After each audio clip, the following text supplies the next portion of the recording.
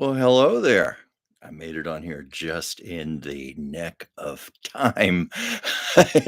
Anybody who does a YouTube live knows you have to type in your stuff, your title, and everything for the day, and then go on and then pray that the Wi Fi goes through and it works. Sometimes I hit that go live button and I just get a spinning circle.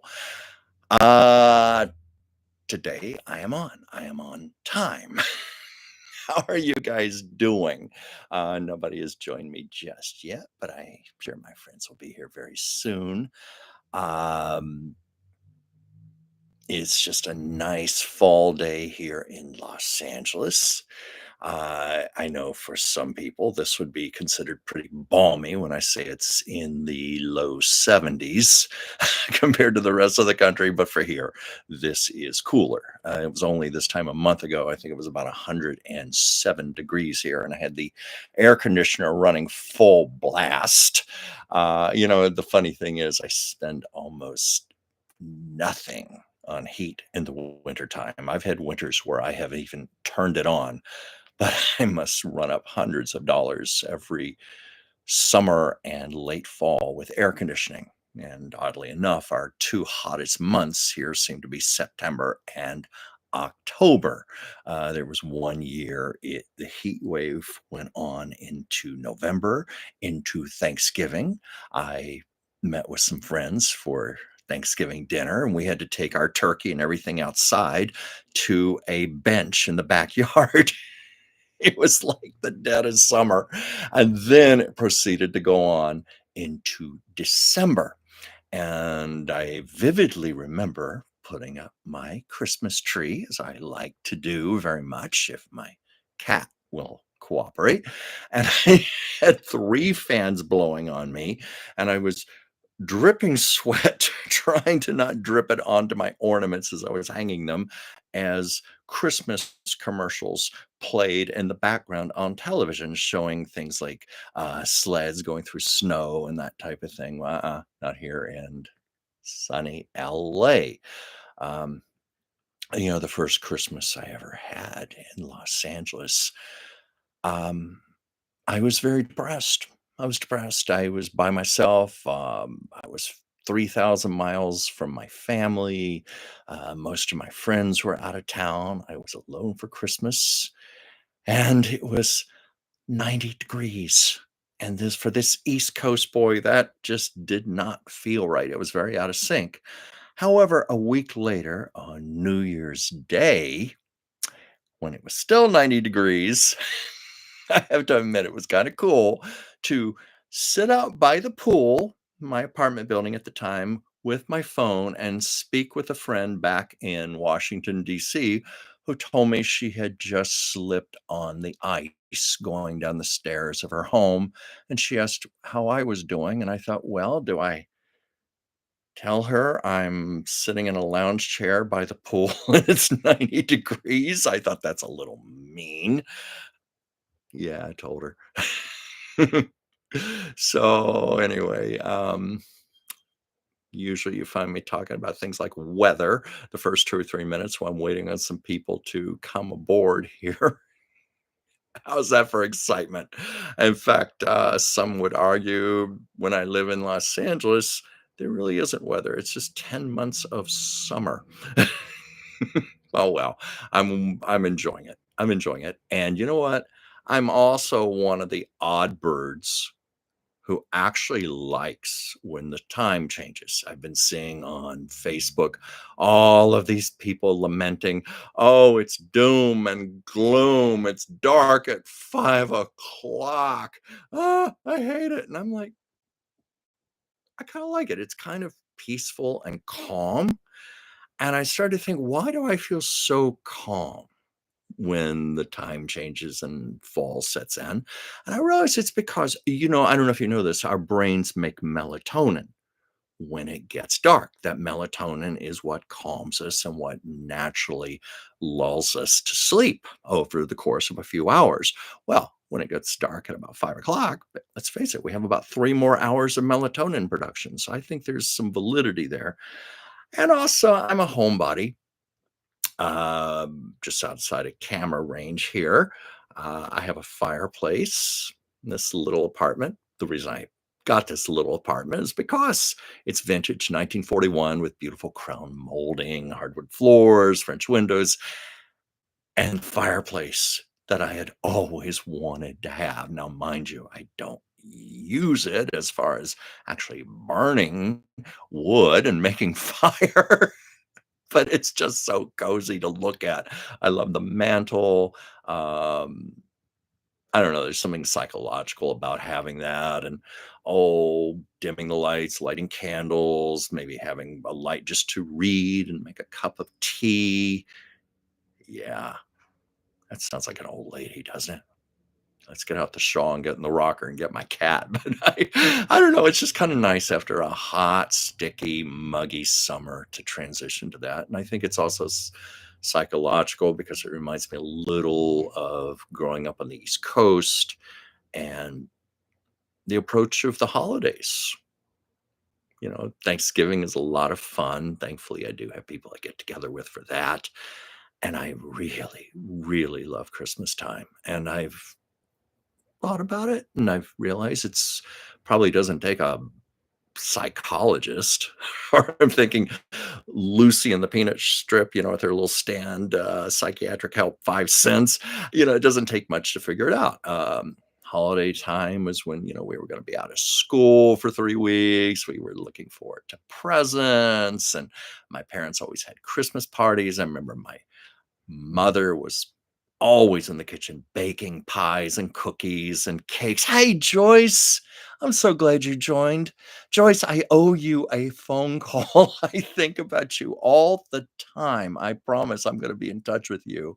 Anastasia's birthday's coming up, and, I'm hoping well, I don't think she's watching the show, so I think I can tell you this. I'm hoping maybe I can get you and Pam, like, on a conference thing, FaceTime or Skype or something, and I thought it'd be fun to surprise Anastasia. When she comes over here, we're gonna probably celebrate her birthday early since she's gonna be out of town, so I'm gonna do a little something for her here, so maybe I'll get the 2 of you on there, and we'll have a nice little party. You can have your I don't know what Pam likes to drink, if she even drinks, but Joyce, I know you like your martini.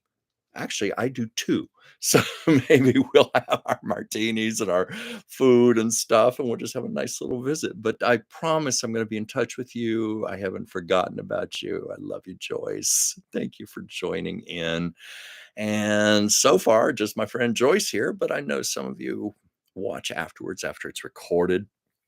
Um, well, I guess I've talked enough about Christmas holidays, the weather, but yeah, the other reason though I think I loved Christmas so much is because my mother, my dear, sweet, manic depressive mother, I don't say that to impugn my mother, it's just kind of a fact. Yes, I know Joyce Pam is turning the big 50. I think we may have to do a video thing for her also. Uh, Pam and I actually have been working on some projects together. I don't know if you saw them. Um, I did a portrait of Kamala Harris, and I recorded myself as I was creating the artwork, and I sent it all to Pam, and Pam did her wonderful video magic and made a series of videos that are on my channel. Chuck's Captivating Chronicles. I realize it's a little controversial to get into politics here, and I have seen why I don't get into politics, hence the comments that pop up. But anyway, I was gonna say about um, my mother, it was like the one time of the year she was really, really happy. She really got into Christmas, decorating our house, baking, making all these wonderful foods, always having a big holiday party. It was always fun putting up the tree together, things like that. So I think that's another reason why I associate Christmas with happiness. But anyway, as far as the politics go, I have purposely avoided being political on here. I do another show on Tuesdays, Taco Tuesdays, with the wonderful Dr. Whimsy Anderson on the Oracle of Whimsy channel. On that channel, we talk about current events and we get very political on there. So I thought, well, it's no secret who I support. And sure enough, last week I had somebody troll me. We got rid of that person very quickly. It was really rude and inappropriate. But on the videos I've posted on my channel, I have had some rather nasty comments, which I deal with by just deleting. I don't take the bait. Okay, one person I did answer to, but I felt that I answered very politely and responsibly.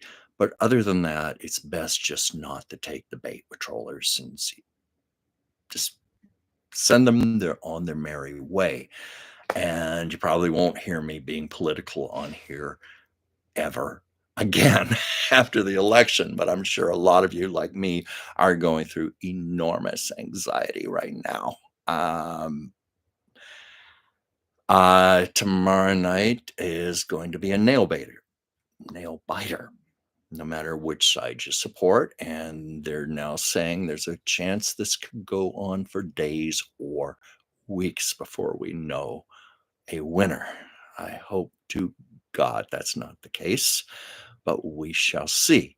Anyway, enough for politics because I'd rather keep this channel in accordance with what I always intended it to be, just to be fun, talk about old Hollywood stories, talk about I Love Lucy, which I have some expertise, and talk about my artwork choice. Yes, I saw that Iowa has turned blue.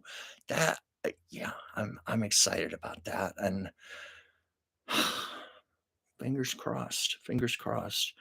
It's been really difficult for me because I have friends who support the other person. And I've always subscribed to that notion that we agree to disagree. But as of late, that's been hard to do. And people get a little mean, a little crazy. And I just want this all to go away very soon. But anyway, one of the other things I wanted to do with my channel was talk about my artwork because I'm a professional artist. And here's something that I'm working on right now. And it's hard to do this with finesse. Reach behind me here. This is just in the beginning stages here. A lot more to go on this, but I thought it'd be fun to show it to you where I am right now. This is acrylic on canvas, and I'm going to be putting more layers of detail on top of the detail. Marilyn's earrings are going to be blue sapphire. It was a lot of fun. And there's also going to be a lot more detail in the hair. Um, but I've had fun working on this. I love to paint. It's one of my first loves. And oh yeah, Joyce, I love Marilyn too. Um, I saw a thing with Mitzi Gaynor the other day, who passed away a couple weeks ago. Um, she worked with Marilyn in the movie There's No Business Like Show Business. And she bore out what a lot of people have said about Marilyn, that she was a very, very talented woman. I've always felt that way.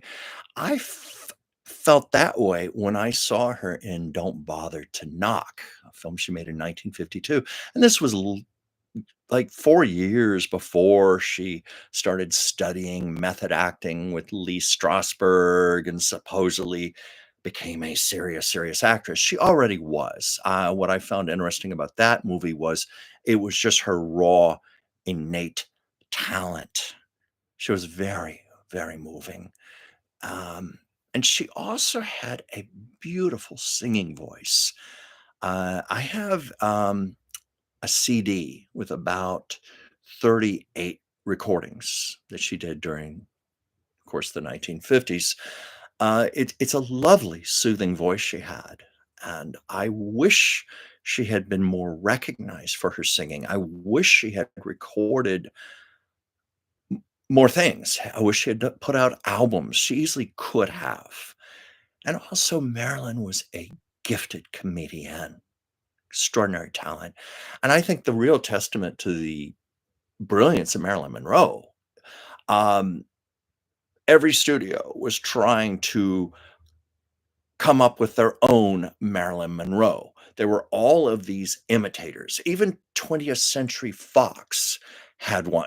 Maryland Studio was 20th Century Fox. Even they were in on it. They had an actress named Sherry North that they were grooming just in case Marilyn got a little too difficult or a little too full of herself. They had someone waiting in the wings, more or less implying she could take Marilyn's place. But, well, the fact is nobody could take Marilyn's place. There were all of these imitators. There were people like, let's see, Mamie Van Doren, Jane Mansfield, not to impugn them. They were talented in their own right. Sherry North, of course, she went on to become a fabulous character actress. But nobody had what Marilyn had innately in her soul. And the fact that Marilyn, more than 60, 70 years later, still captivates us and captures our imagination is quite a testament. Years ago, the American Film Institute did a listing of the 25 greatest actors and the 25 greatest actresses in motion pictures. And she came in at number 6 on the list, just behind Greta Garbo and just ahead of Judy Garland. That's no small thing. So anyway, I love Marilyn Monroe. The painting that I showed you here, this was done from a black and white photo, and it was on the first issue of Playboy. And it's not the first time that I have painted this. I actually had done it as a color pencil watercolor piece where I thought it'd be kind of fun to show Beaver Cleaver, little Theodore Cleaver with a copy of Playboy, and there's Marilyn Monroe waving on the cover. I don't know what I did with that. I might remake it someday. But oh, Joyce, what was the Einstein quote? Um, Trying to think of that one myself because she met Einstein. I think I was it the one I think where her roommate, she and Shelley Winters made a list of the men that they would like to sleep with. And I think Shelley's list had people like Cary Grant and Clark Gable, and Marilyn put Albert Einstein on there. And a few years later, Marilyn and Einstein met. There's some photographs of the meeting. It was private. Nobody knows what they talked about. But I think Shelley Winters said in her autobiography that he autographed a picture for Marilyn. And it was something to the effect, "Dear Marilyn, thank you for the great time," or something to that effect. And she always wondered about it. I don't know. But no, it's great. In fact, Marilyn Monroe uh, kept a picture of Abraham Lincoln framed by her bed. Yeah, I know, it was quite interesting, her taste. And then, of course, one of her husbands was the great playwright Arthur Miller. Now, Marilyn, from what I understand, was a highly intelligent woman, and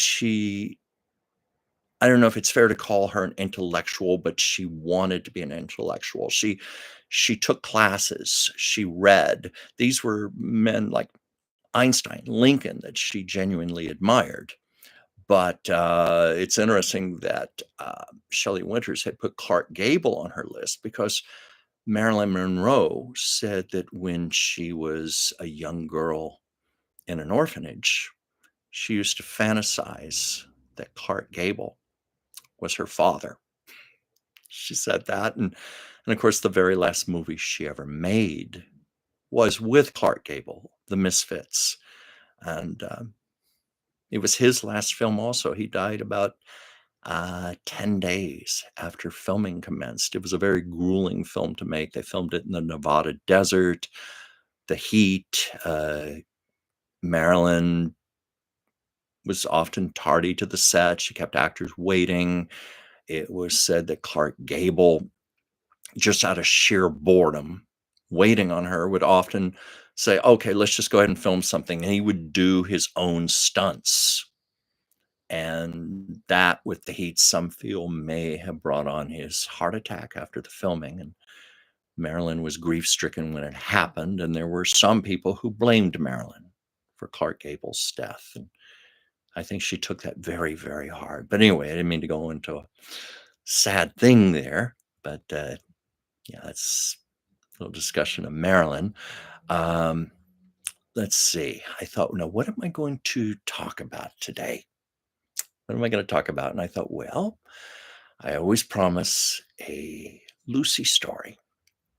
And I thought, no, what have I not told? And I know there are plenty of Lucy stories to tell, but I have to think, what have I done in previous videos? What have I talked about in other shows? And I thought, well, did I ever talk about the time I visited the I Love Lucy soundstage where the show was filmed the first two seasons? I don't think I've told the whole story there. I've told bits and pieces about how Lucy and Desi were kind of making up things as they went along. Uh, what they did had never been done before. Yes, contrary to popular belief, there were some three camera shows being done. But they were usually very, very primitive, like the game show Truth or Consequences, where they had live video cameras, three cameras, but they were mounted stationary and did not move. And also, the way it looked on television was just kind of pedestrian. What I Love Lucy did was take that to the next level, where they gave a very professional, very burnished look, very polished 35 millimeter film look, like it was done on a soundstage, only they did it in front of a studio audience with cameras mounted on rolling dollies that were carefully choreographed in rehearsal to hit their marks. And they that had not been done before. And the big reason it was considered impossible, when you're doing single camera photography, you set your lights up for each shot. And it was believed there was no way you could have three cameras photographing, a close up, a medium, and a long shot, and have them moving around and have the shots match, because the lighting would be different for each camera. So what revolutionized the system was the great cinematographer Carl Freund, who won an Oscar in 1937 for the MGM film The Good Earth. Yes, I Love Lucy had an Oscar-winning cinematographer, and he agreed to do it for scale. Initially, Carl Freund was insulted when he was approached. And the reason he was approached was because he had photographed Lucille Ball in 1942 when she first came to MGM. And she did a film called Du Barry Was a Lady, and it was photographed in beautiful Technicolor. And Lucy always loved the way Carl Freund had photographed her. So when it came time to make this up, how they were going to photograph I Love Lucy, it was kind of a wistful thing on her part. She just said to Desi, "Oh, I wish we could get Carl Freund. I just loved how pretty he made me look." And so Desi went to Carl Freund, and he was like, "You realize I'm one of the most respected cinematographers in Hollywood. I've won an Oscar, and you're wanting me to do a little black and white television comedy, and you can only pay me scale." He basically told Desi to go to hell in so many words. But he called back a day or two later. He was so fascinated by the challenge that had been presented to him, because he said the same thing to Desi. He said, "What you are asking for is impossible. We would never be able to match the shots in the editing room. It cannot be done." But Carl Freund had such an inventive mind. He couldn't put it down. He kept thinking and thinking. And he called Desi up a day or two later and said, "I will do it." I want the challenge. And he was the one who invented a flat lighting system that would work for all 3 of the cameras, so the shots would be consistent, and he also came up with the idea of the cameras on rolling dollies, which would be moved around in choreographed positions, to hit all the marks and everything. That was one of the things that made the rehearsals so intricate for I Love Lucy. It wasn't just the actors rehearsing what they had to do. The Carl Freund had to run the camera people through full rehearsal before they ever went in front of an audience. And what was also necessary, they had to have a soundstage with a perfectly smooth floor. Otherwise, you would hit bumps, the camera would jump.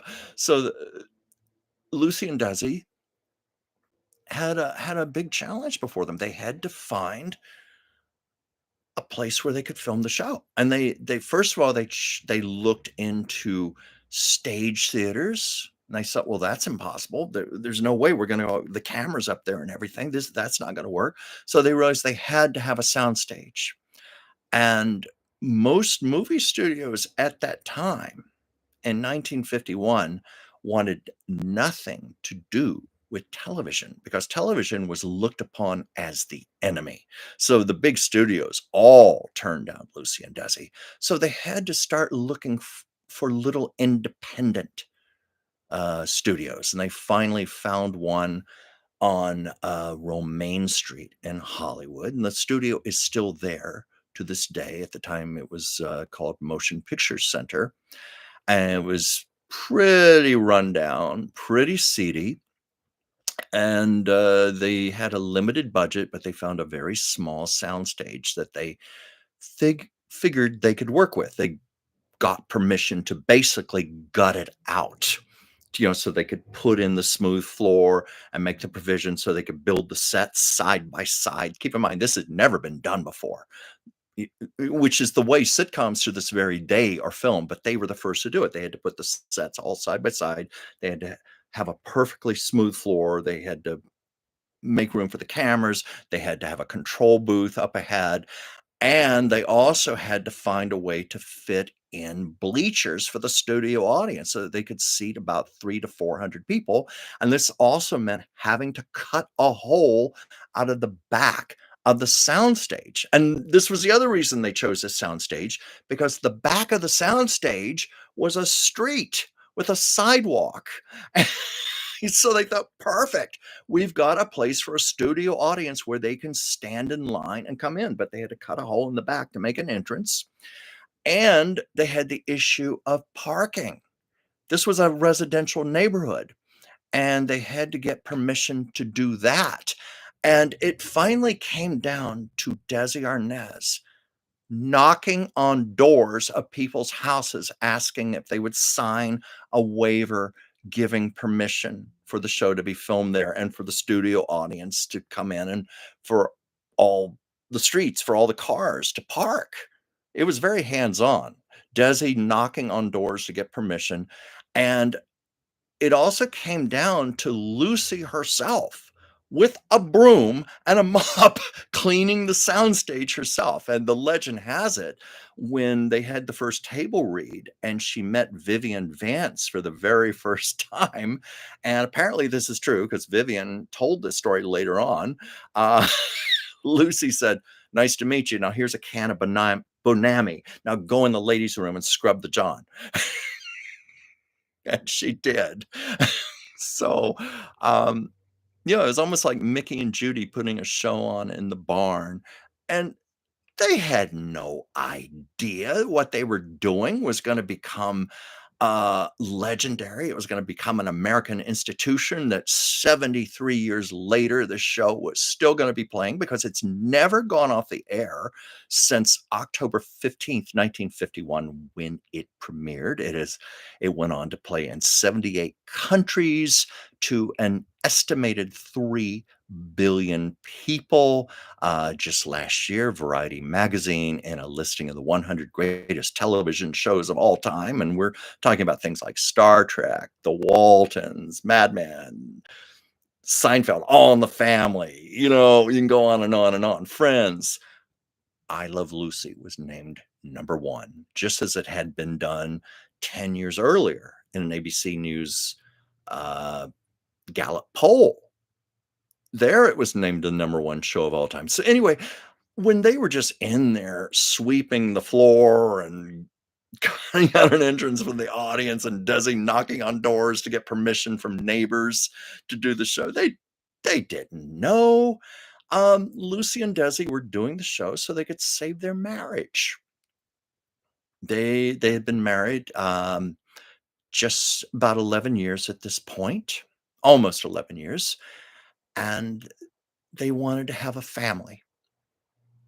And they knew this was not gonna be possible with Lucy working in Hollywood making movies and Desi on the road with his band. So, they were just desperate to find something they could do together. And hence, that's how I Love Lucy was born. And yeah, the show came out of their love for each other. Lucy herself said she thought the show was going to last about 1 year at the most, and they'd have the films to show their kids as home movies. These films that in 1957 they sold back to CBS for $5 million. That's how they financed the purchase of RKO Studios and the whole Desilu empire. So much for home movies.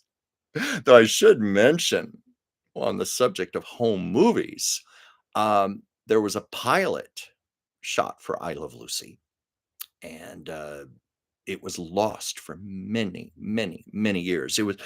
In fact, it was considered the holy grail of television history. So much so, at one point in the 1980s, the Museum of Television and Radio in New York took out an ad. I think it was in Variety, a full page ad saying, "Does anybody know what happened to the pilot for I Love Lucy? This is the number one thing on our wish list if anybody has any leads to it."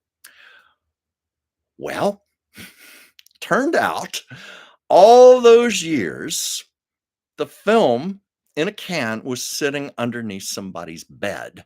Um, the episode number 6, Pepito the Spanish Clown.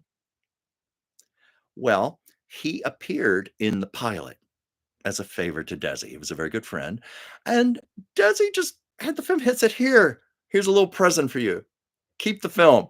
And they had forgotten all about it, and, Pepito had passed away, and his widow said, "Oh my god, we used to have kids' birthday parties, and we put the film on and show it to the kids." She had no idea that she had the holy grail of television, and she just kept it under her bed, and, when finally word got out that what it was, she donated it, to the I think I don't know who she donated it to, probably back to CBS, I don't know, because they certainly are making money off of it right now that it appears on DVD sets and so forth, and, they did a very big television special, I think back in 1990 or '91, where they showed the pilot for the first time in 39 years. Most of the world had never seen it, and it came in number 1 in the ratings that week in prime time. I remember myself how excited I was to see the pilot. That was such an event. But anyway, I'm telling all this about the soundstage because I got to visit it. I This is where this all ties in. Uh, I had always wanted to see that soundstage ever since I was a little boy. Ever since I used to watch I Love Lucy, I thought one day I want to visit the spot where that show was filmed.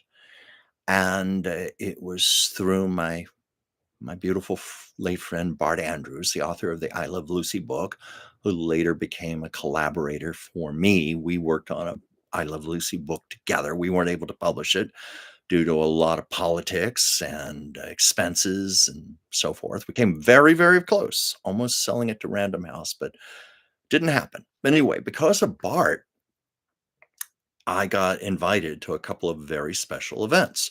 The first one was on September 8th, 2001, which was the anniversary of when they started filming the first episode. So, on the motion picture lot, which normally, at least at the time, was never open to the public for tours or anything, you could not get on that lot. They had it open to the public for the unveiling of a plaque that was gonna be installed on the front of the soundstage. So I got to be there. It's like I'm standing outside the soundstage. And it still had the doorway, the original doorway and everything. One big difference, there was an ATM machine outside. Now all I could think of was, well, Fred Mertz wouldn't have trusted such a fangled thing as that. But, soundstage was there, and there were a few notable people there, people who'd worked on I Love Lucy, who were part of the dedication ceremony. And when it was over, I got up my courage. I walked to the doorway and I said to the security guard, may I just go inside just for a moment, quick moment? No, no, you cannot. I said, oh, but please, sir, I, just for one moment. No, no, under no circumstances can you come in here. None. Sir, this has been a childhood dream of mine. It would mean a lot to me. No. Then could we just open the door and I could stick my head inside? No. Go.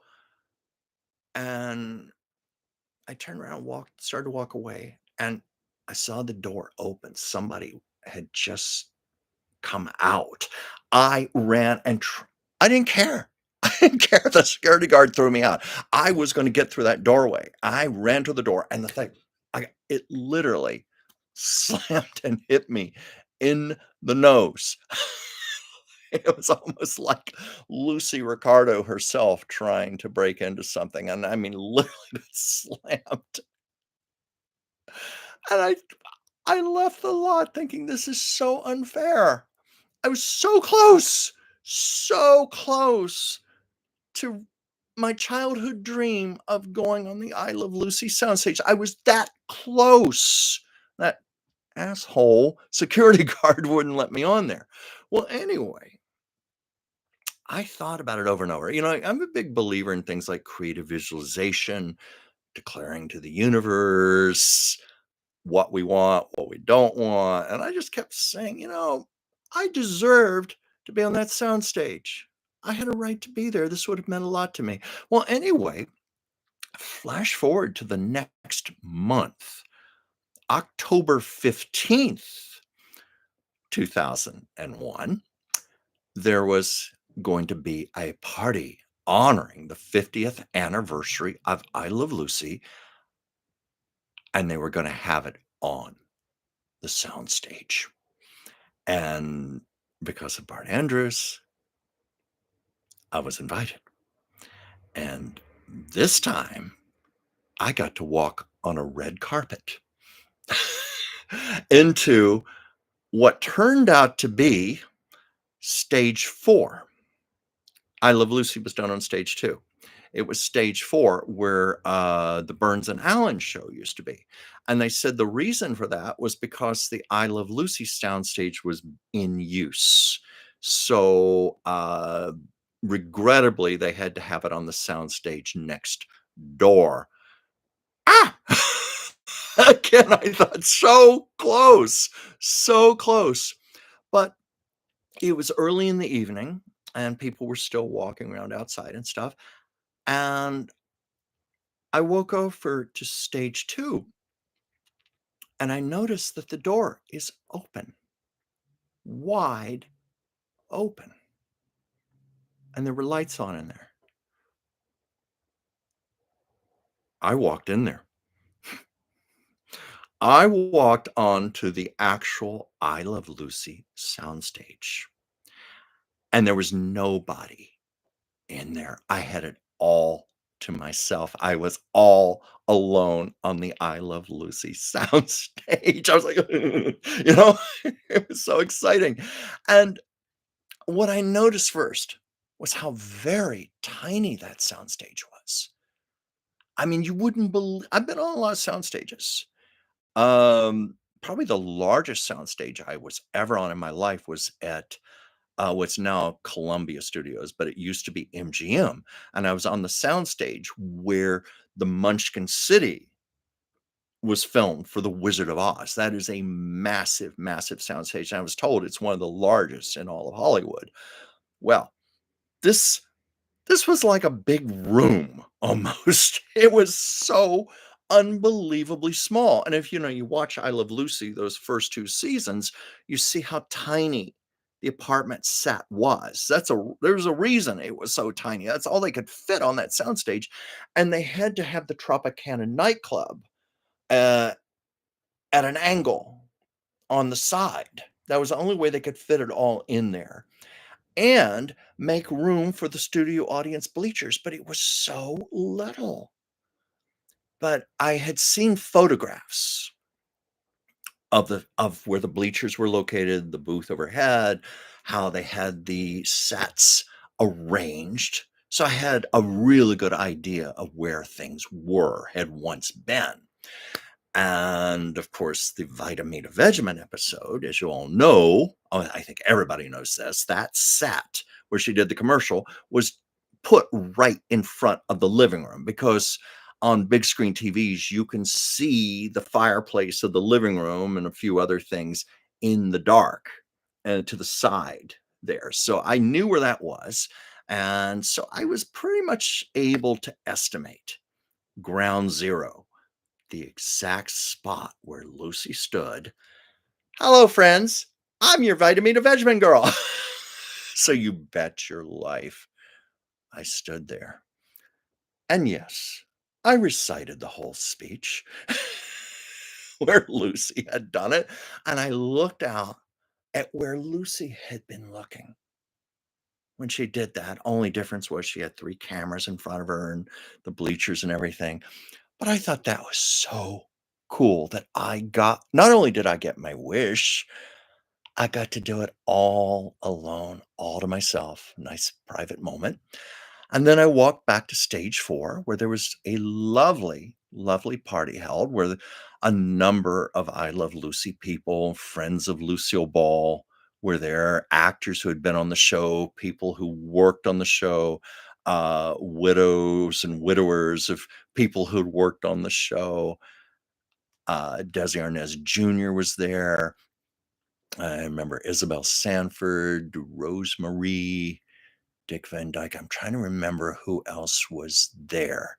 Um, but it was a lovely, lovely party.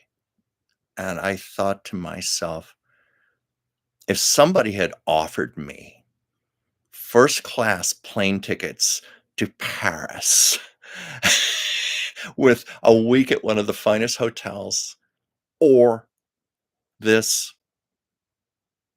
there's literally no place on the planet Earth I would have rather have been. And to think I got to be on that soundstage on the night of the 50th anniversary of the show. And what was really beautiful, I sat at a table with many of the people who had been together the night it aired.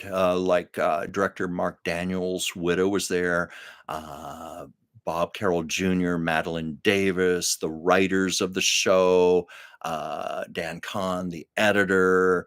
Because the story was they had already filmed several episodes when the first episode aired on October 15th, and Lucy and Desi and everybody, they were all rehearsing, and someone said, "Hey, the show premieres tonight." And it was, Emily Daniels, Mark Daniels' wife, said, "Hey, why don't you guys all come over to my house, in Laurel Canyon, and we'll watch it on our television there."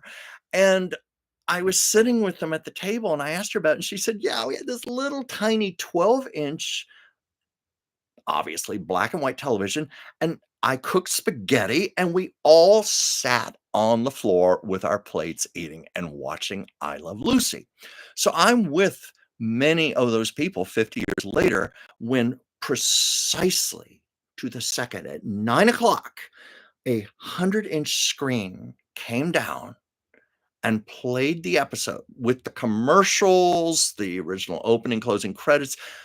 It was played exactly as it was broadcast 50 years earlier to the second, and I was sitting with those people, and let's just say this, I've said this many times about living in Hollywood. I am a big kid in a candy store, and never more so than that night. That is a memory I will have with me my entire life, and I will always be grateful for.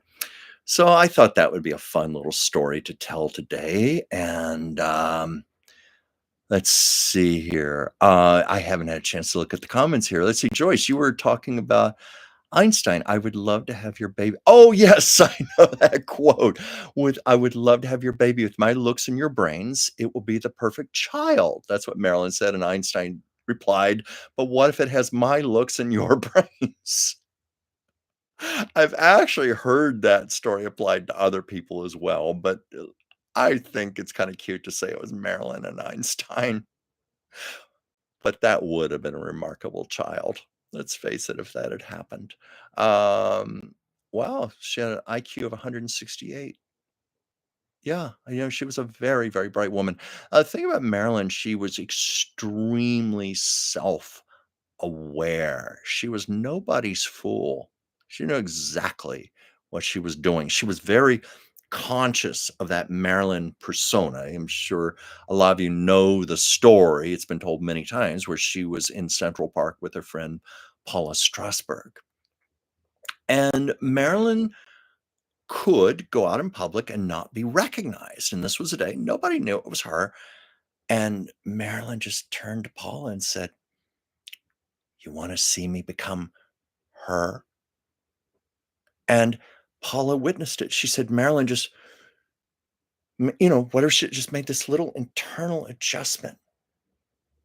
And then suddenly people in the park recognized her. And within a minute, there were like 30, 40 people around them and they were gathering around her and Marilyn was signing autographs and stuff. But Marilyn was so conscious of what she had, she could turn it on and off like a light switch.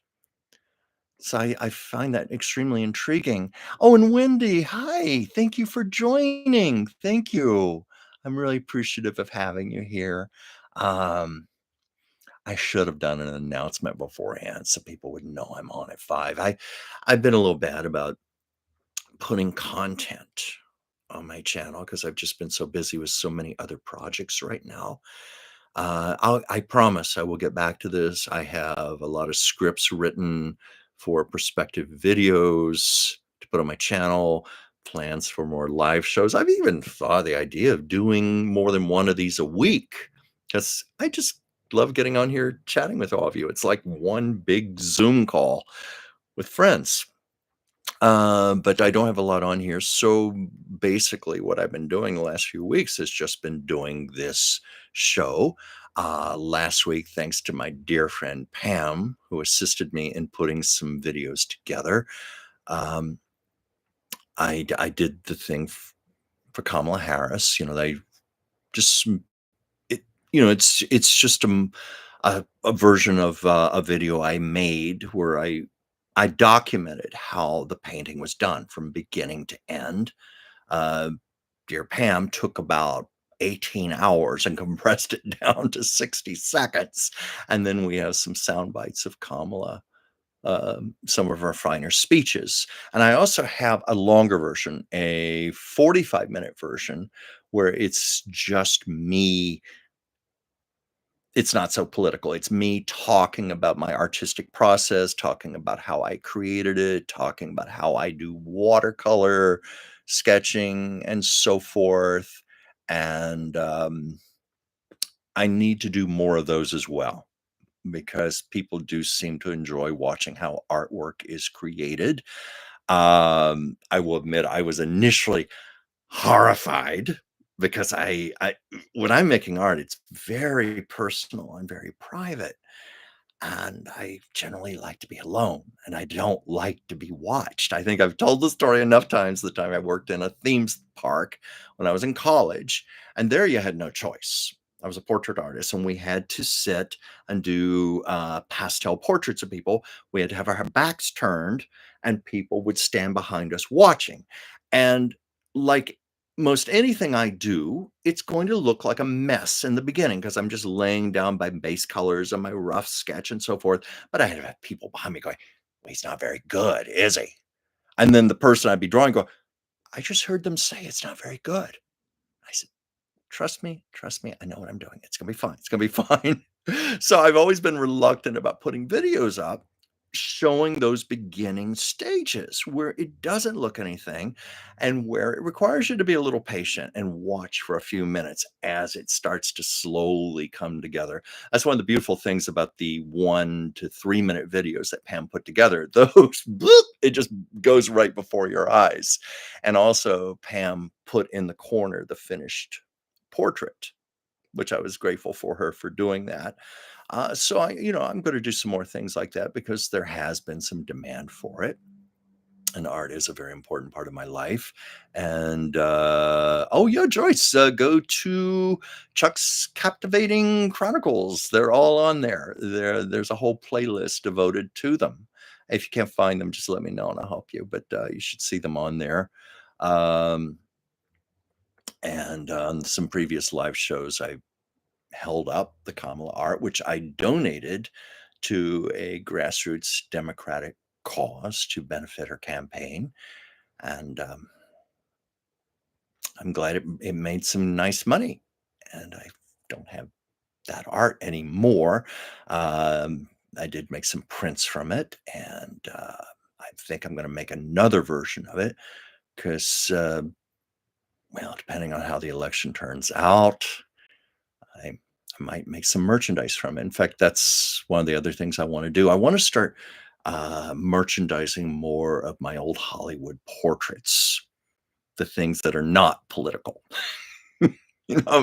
That's where I generally like to be. I like to be just in a nice neutral area, friendly to everyone. And I am reminded what Dolly Parton did say when she was asked about her politics. She said, "Darling, of course I have a political opinion, but I'm not telling you because I don't want to alienate half my audience." And like anybody who watched me last week saw, I did have somebody on here start trolling me. We got rid of them pretty quickly, but it was a little upsetting. And as I said at the beginning of the show, I did have to delete a few unfriendly comments. It's just better do that than take the bait. But I think this is the last of the politics for me for quite a while. Yeah, Joyce, I think she would like it too if I had a way to get it to her.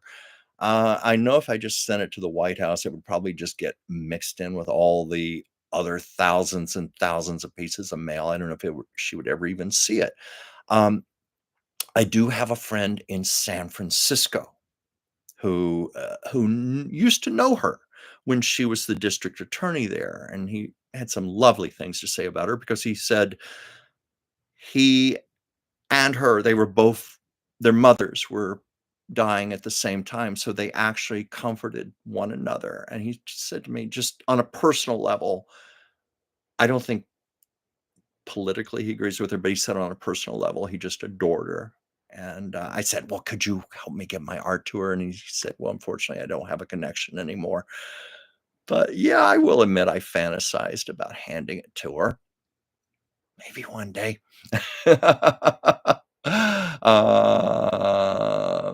Yeah, but this is a flesh wound. Yeah. Um, yeah, no, I mean, it wasn't that bad. It was a little trolling last week, but it comes with the territory. And I was warned about that when I first started doing YouTube.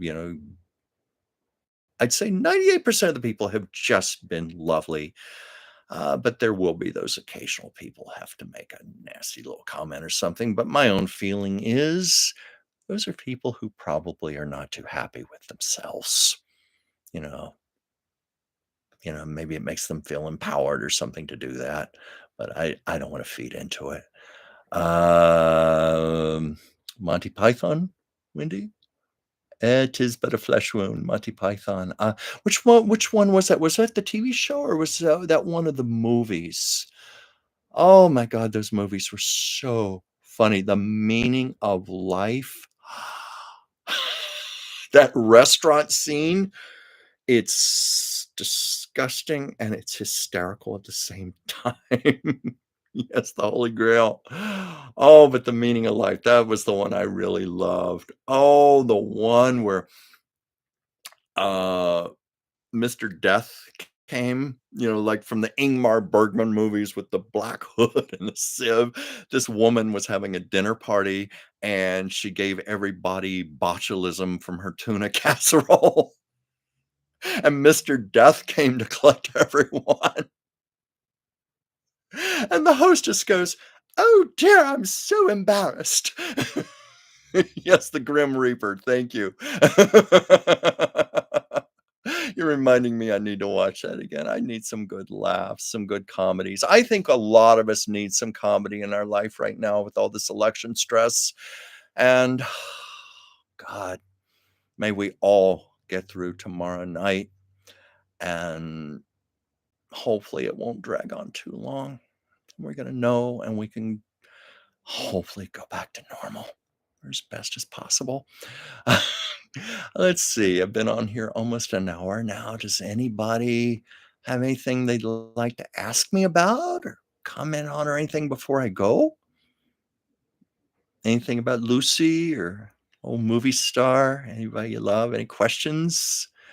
If not, I'm going to sign out soon. Uh, Wendy and Joyce, I'm so glad you joined me here, and it means a lot. Yeah. Joyce, as she said, we do. Comedy is good. Wait, what was this? What was the Jimmy Stewart movie with the 2 spinster sisters that were poisoning people? That was Arsenic and Old Lace. Oh, wait, no, wait. No, wait, that wasn't Jimmy Stewart, though. That was, Cary Grant. Let's see. I'm trying to think. Jimmy Stewart. No, no, no, that was definitely Arsenic and Old Lace. That was with Cary Grant. But, yeah, I tell you, Jimmy Stewart easily could have done that role, though. Oh, no, don't worry about Wendy, but I mean, I offhand, I would have imagined Jimmy Stewart in that. I love Jimmy Stewart. He could just do anything. But then Cary Grant could too. I was having that conversation not too long ago with somebody that I don't think I've ever seen a Cary Grant movie that I did not like. And I was thinking that about Claudette Colbert. I can't think of one bad Claudette Colbert movie ever. But yeah, that was funny. I saw that play on stage in San Francisco many, many, many years ago. And it was with Gene Stapleton, Edith Bunker, and Marion Ross, Mrs. C from Happy Days, who played the 2 sisters, and they were fabulous. Oh, I had so much fun with that. But that movie was good. I believe Frank Capra directed that, and, of course, in the play, they make references to Boris Karloff. So how cool was that, that they got Boris Karloff to actually play the role? It was perfect. Another movie I need to watch again. I need to, they're just there's so many old classics I still have not seen, and I better hurry up before I leave this world. I should make a point of watching more of these, just start checking them off the bucket list. Um, so anyway, did anybody else have a question or anything before I go? Any comments? Otherwise, I'm going to sign out because I've been on here for exactly an hour and I'm going to get back to working on some of my artwork projects. And um, there will not be a show with Dr. Whimsy tomorrow. I'm sorry to say I'm going to miss that, especially with it being election day. I was actually looking forward to it, but Whimsy felt it was best to cancel the show because most people are going to have other things on their mind, like watching the election coverage. So that's what I'm going to be doing. hoping and praying, as I'm sure many people were. I really, really try to be respectful of all sides and to be open-minded, and I do respect the fact that no matter who you support, everybody is going to be on edge tomorrow and very concerned about how it turns out. Um, Joyce, thank you for your kind words. I'm so glad you made it too, and I will be in touch. I apologize for not calling you. I owe you a call big time. We'll talk soon. And anyway, please join me next week, same time, for Chuck's captivating chat, 5 p.m. Pacific, 8 p.m. Eastern. And normally I can be seen also on Taco Tuesdays on the Oracle of Whimsy. And even though my videos are in reruns for the most part, I still have about 700 videos posted to my channel, Chuck's Captivating Chronicles, just telling all kinds of old Hollywood stories. I Love Lucy stories because I live in this town. I have a plethora of Hollywood locations to go to, and so some of them are there. And let's see here. What was that, Wendy? But she threw herself in front of a military vehicle. It was off center for her. What? Wait, I don't know what that is. Wendy, what is that story? I don't know. I'm so sorry. Um, who threw herself in front of a military vehicle? Let's see. I was looking through some of the past comments here.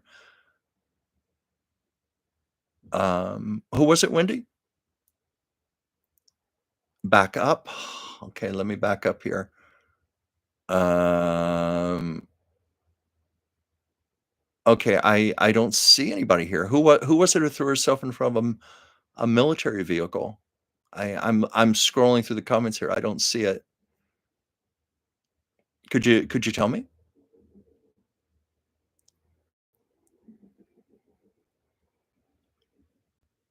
Oh, Vivian Lee.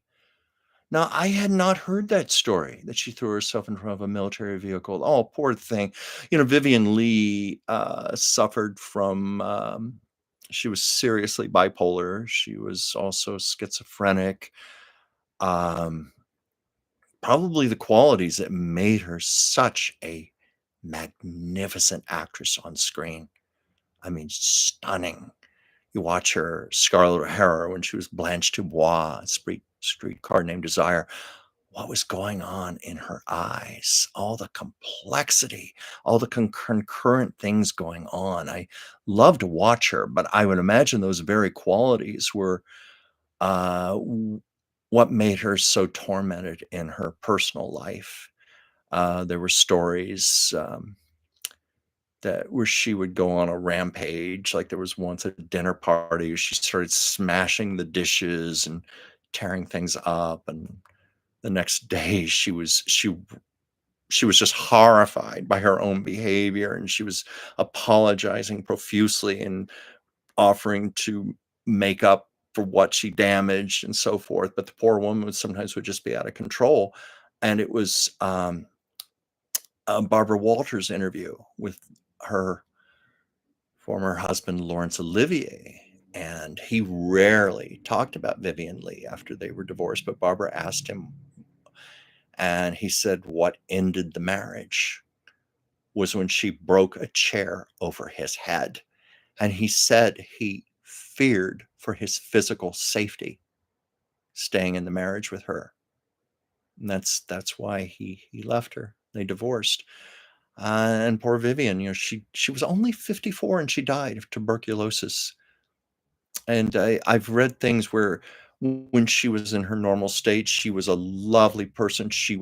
I've heard she was so good to her fans. When she would be on stage, she loved it when fans would come backstage to visit her. She would actually keep fan mail, pieces that had meaning to her. And she was very aware of that. And she was also a big lover of Siamese cats. She owned several of them. And there was one particular Siamese cat who traveled the world with her. So that in itself endeared me to her. As most of you know, I love Siamese cats also. I have one named Sasha. She's somewhere in the kitchen right now.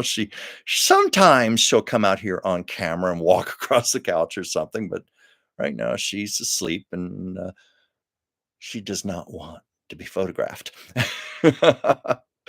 Yeah, but anyway, you're making me think I should do um, some videos on Vivian Lee.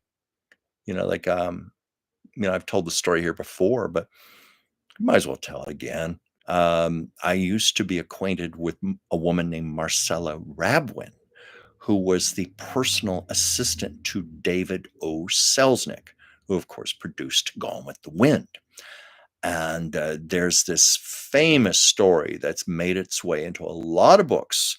And I always thought, oh, that can't possibly be true. Oh, that's a little too fanciful. But the story went that he still had not cast the actress for Scarlett O'Hara. He had done many, many, many screen tests and still had not found the right woman. He had narrowed it down to a few, but still, that perfect actress still was not there, even though he had already signed Clark Gable. But he decided to go ahead with filming. And he wanted because he just wanted to get the movie going. So he filmed the burning of Atlanta. That was the very first thing they did. And they had stand-ins wearing costumes to represent Rhett Butler and Scarlett O'Hara, when they were in the wagon with the horse. And of course, Melanie was in the back and Prissy, it was all extras, and what he did, he set fire to a lot of his old sets. Like, for example, the set to King Kong was one of the things that was burned down. And at the time, there were only 6 Technicolor cameras in existence in Hollywood. He got all 6 Technicolor cameras that night so he could just capture it from all these angles. And while he was standing there watching Atlanta burn down on the back lot of his studio, uh, a man who was Vivian's American agent had Vivian Lee on his arm.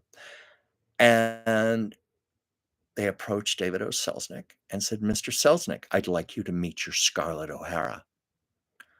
And supposedly Vivian was standing there with the flames reflecting in her beautiful skin. And David O. Selznick was enamored. And I thought, oh, that can't be true. That can't be true. Well, I talked with Marcella Rabwin, and she said it's 100% true because I was standing there beside David O. Selznick when it happened. Absolutely, that's what happened. That's how he met Vivian Lee the night they were filming The Burning of Atlanta, and he was so captivated with her that he wanted her to come in the next day and screen test. And then he, of course, put her through a lot of tests, and including Technicolor screen tests and so forth to be sure.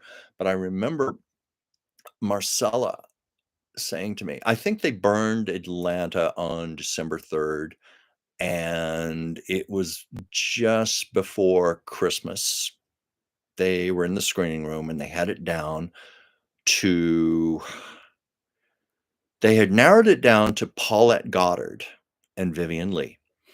And I remember Marcella telling me before that, when they saw Vivian Lee's first screen test, they kind of knew already. Marcella said Vivian was just breathtaking on screen. She had a fire within her they had not seen in any other actress. They just said that screen test just stood out.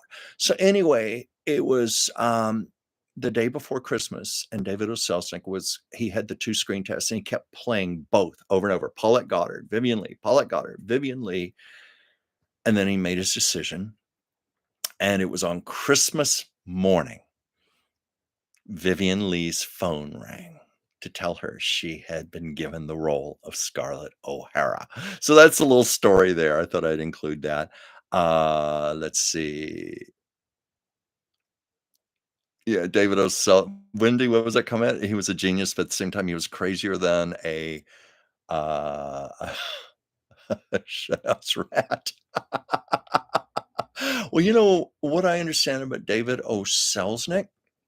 He was very obsessive compulsive when he was working, and he used to take a lot of Benzedrine, which is a strong amphetamine, just to keep awake. He would, sometimes function on only 3 or 4 hours of sleep, and almost anybody I know who has tried to live that kind of life gets crazy. So I think that may have been where some of it came from. Hey, Ward. I'm glad you joined in. I'm sorry your Wi-Fi was on the fritz. Something I almost had that happen to me today. I forgot to pay my Wi-Fi bill, and I had a little notice saying that I was gonna be cut off, so I had to make sure I got that paid for before I went on today to make sure. Let's see, let's check some other comments here. Um Oh, Ward, you did hear my story about I Love Lucy in the set, so you did join. Hi. Well, thank you for joining. I always count on you being here. That's so nice. And Marilyn in Central Park. Oh, you came on pretty early then. Um, Wendy, I'd have said a bed bug. Actually, I like what Wendy said. Any stories about Jennifer Jones?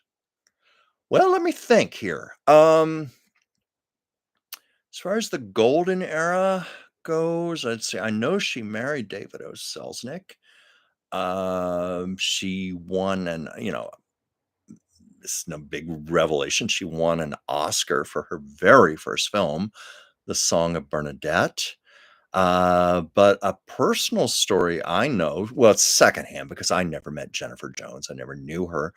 But when I was working in the health industry, one of my customers was her hairdresser.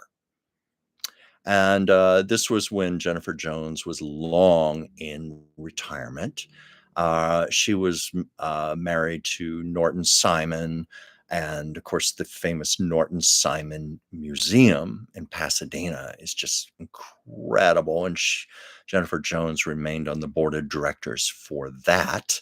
But he was telling me that he was on retainer, with her. He was her hairdresser, but he said she paid him very well, but he had to be on call 24 hours a day, 24/7. And so much so, if Jennifer Jones like took a nap in the afternoon and she slept on the side of her head and her hairdo got mashed in, he had to come to the house to fix her hairdo. So he did earn her money. So that's kind of a little story I have about Jennifer Jones there. And he did tell me she kept her Oscar on top of her bedroom television set. So when she'd watch old movies or her own, she could look at her Oscar. So that's about all I can think of offhand on Jennifer Jones. But it's kind of cute. Let's see what else there in the comments here. Oh, Ward, you were watching, but you couldn't communicate. Yeah, but thank you for being here, Ward. I really appreciate it.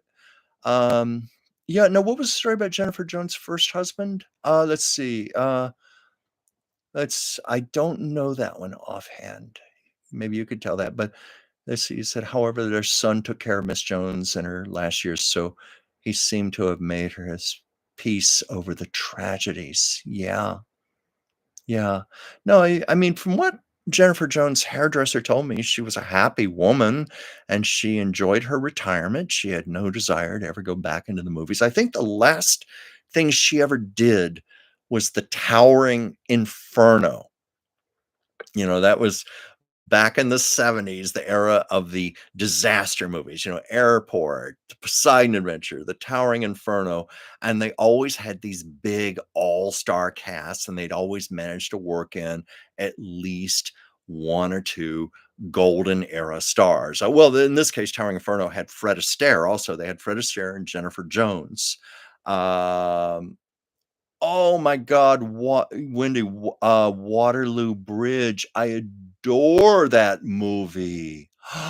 Oh my God, that's so beautiful. That was her follow-up to Gone with the Wind. I think most people would agree, had Vivian Leigh wanted it, She could have had a major, major Hollywood career, but her love was the stage, and she preferred her homeland, in Britain. She did theater throughout the UK, did plays with her husband, Laurence Olivier, and only occasionally would come to Hollywood to make a movie. But the woman won 2 Oscars, and interestingly enough, she won her 2 Oscars for playing probably the 2 quintessential Southern belles in the history of movies, Blanche Dubois and Scarlett O'Hara. Let's see, any other comments here? Yeah, I just mentioned about Fred Astaire in that, and what that Hamilton woman. Yeah, Churchill's favorite movie. Oh, Vivien Leigh. She was divine. And I'm so sorry there are not more movies with her. You know, her love, of course, was stage, but the tragedy of stage, as one actor once said, acting in the theater is like sculpting in snow. It's just there for the moment, and then it lives on in our hearts and in our memories. Now, there are stage shows that are video recorded and preserved, but certainly not in Vivien Leigh's day. So, none of us will ever know what that was like experiencing her on stage. Um, I was just thinking about when Maggie Smith died, how lucky I was to have seen her on stage.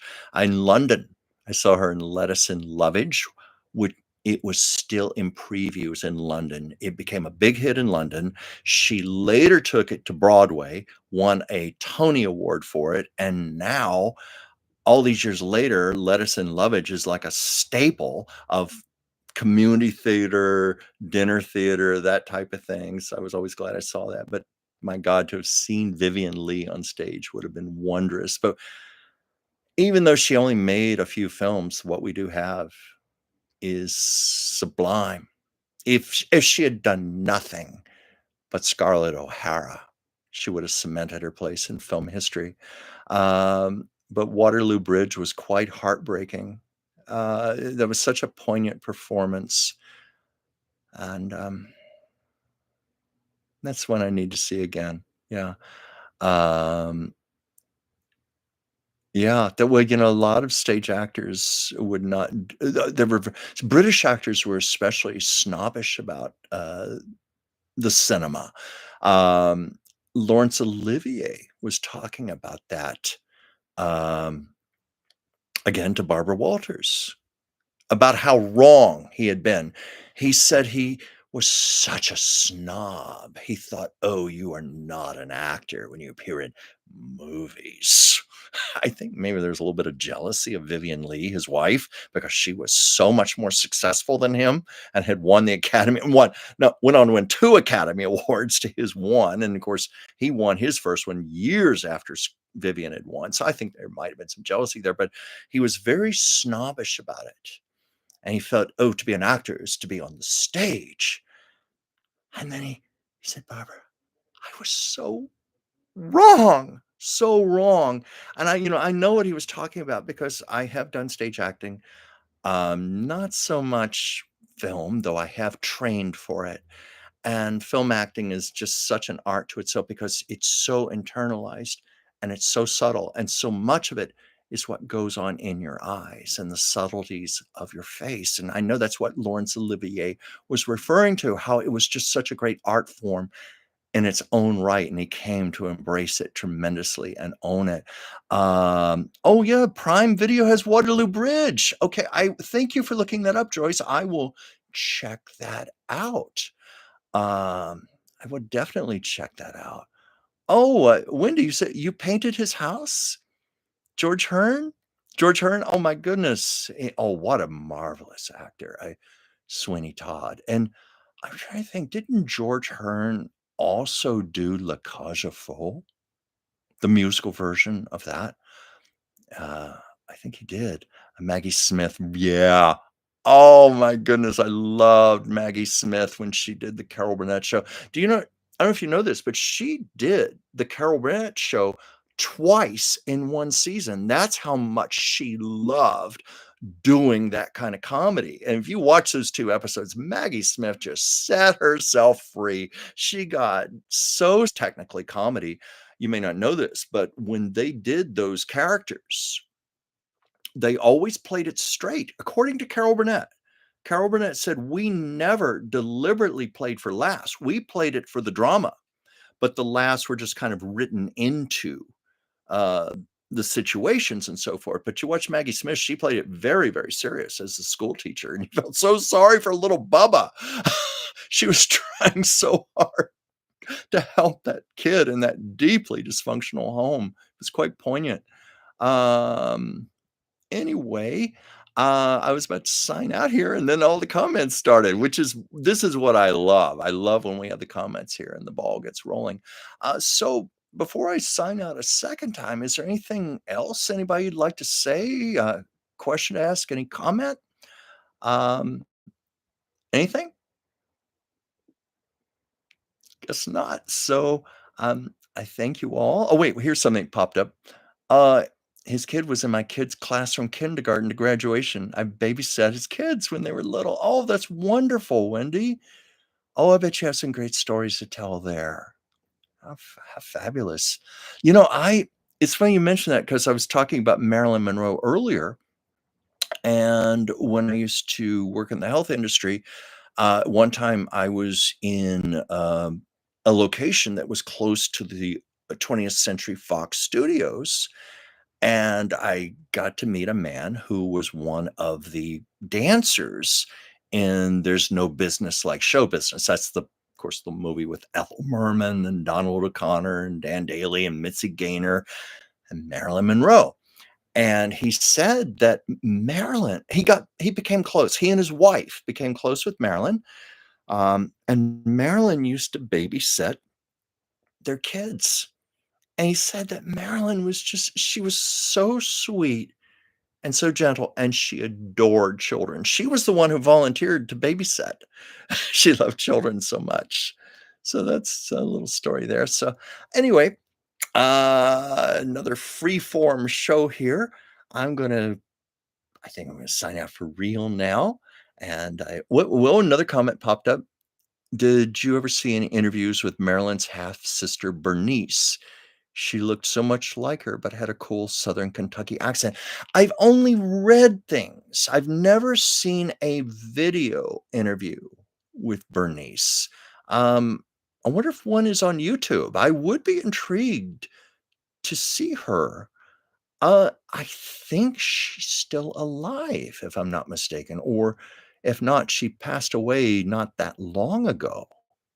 But yeah, it looked a lot like her. I've just from the photographs I saw, it was almost a chance to get a little idea of what Marilyn would have looked like had she gotten older.